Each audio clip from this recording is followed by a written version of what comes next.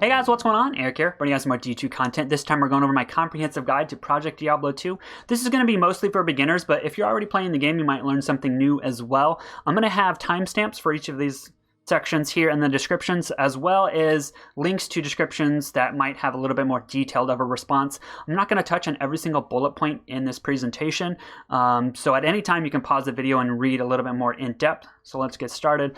First of all, on the website, you're going to want to create an account for the website itself, and then within your managed accounts, this is where you'll create your account for the game itself. You don't actually create your account on the game when you download it.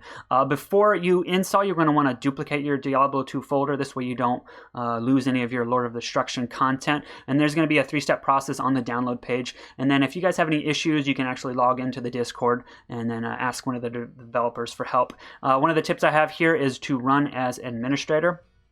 Quality of life changes. This isn't going to be everything, but these are the ones that stood out to me. For example, you can kill Cow King now and still open up cows over and over again, which is super great. Stacking, this is great as well. It saves a lot of space. Runes, gems, worldstone shards, a lot of the new content that's in the game, you can stack these. By default, gems and runes drop stacked, and you'll know they're stacked with the little cross icon. In order to split them, you just transmute them inside the cube. And then when it comes to rerolling charms, for example, you can put a whole 50 stack of gems in there along with your grand charm, and you can transmute that over and over again, and it'll chip away at that stack. And you can actually put 4 stacks of 50 in there as well, and that just saves a lot of time as opposed to putting 3 gems in there every single time you wanted to re-roll something. These hotkeys are great. My only suggestion is practice them in private first, especially if you're in a trade game. You don't want to actually drop your item to the ground. But pro tip, if you happen to be recording and somebody takes your item even though you dropped it accidentally, you can actually report them pretty easily. Another tip is the number 8 on your keyboard, not your number pad, will bring up your detailed list of like how much magic find you have, the breakpoints you're hitting, how much stack resist you have. And then also if you want to view somebody else's items, I think you just hover over their name, and then I think it's 0 or O. Totally brain farting here. Loot filter. I'm going to have a link in the description for the tutorial, as well as the one that I use. Some of the common features is there's now a feed of items. So let's say a burr room drops, it's going to show up in your feeds, so you just gotta hurry up and open up your map, and there'll be a little dot on there, and you can grab it if you happen to be in a public game. And then also, something that's really great is it reduces a lot of clutter. So let's say you're in hell, you have 2 million gold, and then normally a pile of 8 gold might drop. You're not going to see that. I'll just hide it because it's so inconsequential. As well as, let's say a 1-socketed sacred armor drops. What are you going to use that for? It's garbage, so it's hidden. Balance changes. Huge here, links in the description. The things I'm going to touch on are battle orders. So now it is just a static number instead of percentage. This applies to the rune word itself. So depending on the level, you'll just get a set increase in life. I think one of the only percentage increase to life is still, I think it's a jaw rune, and then you can also corrupt percentage increase life.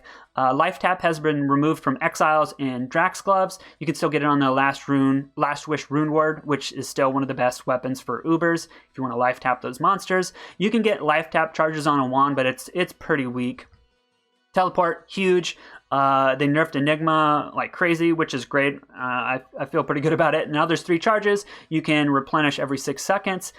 Sorceress's base teleport has been nerfed pretty hard, but if you hit the higher breakpoints, it still feels pretty good. They also moved the 105 breakpoint into the lightning trees breakpoint, so you're going to need 117 to have that similar 105 experience. They've added similar teleport skills to Necromancer, Druid, Paladin, and then you'll notice in one of the common areas, Cold Plains, you cannot teleport because that is related to the path to key farming, which I'll touch later on in the video. Corruptions or slams, I'm going to have a link in the description here. Basically, you just cube a worldstone shards, which this is where they drop. You cube it or transmute it in the cube with your item. This is a possibility of what can drop or what can roll. If you happen to have a socketed item, that percentage to roll sockets gets added to your roll a modifier. So if you have a 2-socketed weapon and you slam it, it now has a 75% chance to roll a modifier. Don't corrupt anything you can't afford to lose. I recommend always having a backup. So let's say you find a perfect Mara, it's 30 res, it's sick, you want to slam it, you might get 1 to all skills, and then you brick it or turn it into a rare item, and now it's gone. But let's say you have 2 Maras, you slam the first one, you get a mediocre corruption. Now you can risk slamming that second one. So often you'll end up slamming items 2 at a time. Larzuk's Puzzlebox, this randomly drops. It kind of has a rarity to a high rune. There's the value. That's the amount of sockets, how to use it. Let's see. Again, so like here's a really unique instance where you might Puzzlebox before corruption. So the best on slot wind force is going to be a 4-socketed Puzzleboxed base, and then you can corrupt, like 120 damage and 20 attack speed on it. So you can Puzzlebox it, or you can risk and potentially get 6 sockets on a wind force as well. Crafting, link in the description. Lots of things have changed. They made certain gems and certain runes have a value now, which is great. They buffed a lot of these items, and then a lot of them can be best in slot. One of the big changes they made is Eth weapons now stay Eth. So I have a recent video where I crafted some blood weapons, and I ended up getting this insane throwing weapon. Also, class-specific items like shields, helmets, or weapons can roll with skills. So you can have like a necro head, and you can roll 2 to roll necro skills and 3 to poison nova, and then you can corrupt it and Puzzlebox it. So these can be best in slot for sure. Maps, this is huge. These are great. That's how to open, how to reroll, what to look for, what to avoid. I would say just avoid maps with succubus witches. They suck ass. Even if it has 200 magic find and huge density, rarity, I would say just avoid it for your sanity. You can actually also corrupt maps as well to increase those attributes. Zones, this is really great. I'm going to have a link in the description. Multiple areas now that previously, you might not farm. Now you can go kill bosses in that area, and everything in the game can drop, which is great. And then there's also a detailed breakdown of what immunities are in these areas. So let's say you wanted to build a fire sorceress. One of the best areas to farm TC 85 area is Stony Tomb now, because there's no fire immunes. Maybe might be like a rare monster pack that might have 1, and then your Mercs can take care of that character. But that's really great changes. Uber's big changes here. Keys can drop in 2 different locations. The torch has been nerfed to only +1 to all skills, plus instead of all stats, it's actually just vitality and energy. There's the recipe. Something that's great is now you can do any 3 organs. So you have 3 horns. You don't have to open up portals and kill those specific bosses. This makes things so much better. Also, they found a use for standard of heroes. Now you can corrupt those with maps and increase the experience, density, and magic find on those maps.